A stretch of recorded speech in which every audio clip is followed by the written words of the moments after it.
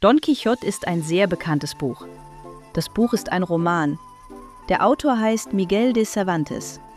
Miguel de Cervantes kommt aus Spanien. Er lebte vor vielen Jahren.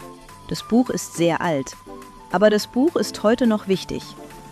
Die Geschichte beginnt in einem kleinen Dorf. In diesem Dorf lebt ein Mann. Der Mann heißt Don Quixote. Don Quixote lebt allein. Er hat viel Zeit. Er liest sehr viele Bücher. Die Bücher sind alt. Die Bücher sind über Ritter. In den Büchern gibt es Kämpfe. In den Büchern gibt es Helden. Don Quixote liest jeden Tag. Er liest sehr lange. Er liest zu viel. Langsam denkt Don Quixote anders. Er glaubt an die Geschichten. Er denkt nicht mehr realistisch. Er sagt, ich bin ein Ritter. Don Quixote will ein Held sein. Er will mutig sein. Er will die Welt retten. Er zieht eine alte Rüstung an. Die Rüstung ist kaputt. Er nimmt ein altes Schwert. Er hat ein Pferd.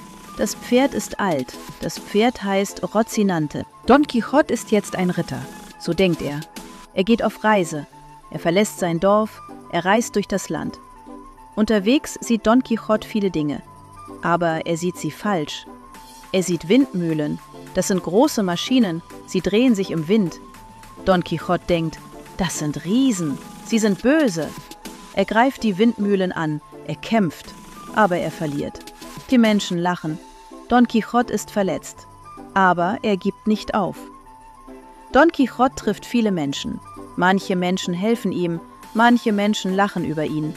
Später trifft er einen Mann. Der Mann heißt Sancho Panza. Sancho Panza ist einfach. Er ist freundlich. Er denkt realistisch. Sancho Panza wird sein Begleiter. Er reist mit Don Quixote. Sancho Panza reitet auf einem Esel. Der Esel ist klein, der Esel ist ruhig. Don Quixote redet viel. Er spricht über Ehre, er spricht über Mut, er spricht über Ritter. Sancho Panza hört zu. Manchmal glaubt er ihm, manchmal sagt er, das ist nicht wahr. Zusammen erleben sie viele Abenteuer. Manche Abenteuer sind lustig, manche Abenteuer sind traurig. Don Quixote will armen Menschen helfen, er will gerecht sein. Aber oft macht er Fehler. Er sieht Gasthäuser. Er denkt, das sind Schlösser.